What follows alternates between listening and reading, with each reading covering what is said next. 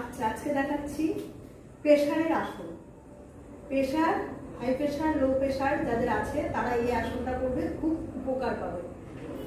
প্রত্যেক দিন তোমরা করবে 4 বার করে, 10 সেকেন্ড করে রাখবে। আমি দেখাচ্ছি, তোমরা দেখে নাও।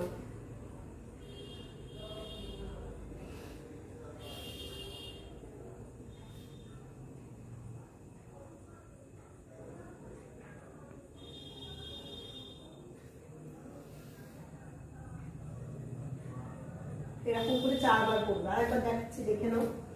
নিচে যখন আমরা আসনটা করা হয়ে যাবে তখন তোমরা নিঃশ্বাস প্রশ্বাস অল্প অল্প নেওয়া ছাড়া করবে। এটা হাই প্রেশার লো প্রেশারের জন্য ভীষণই উপকার।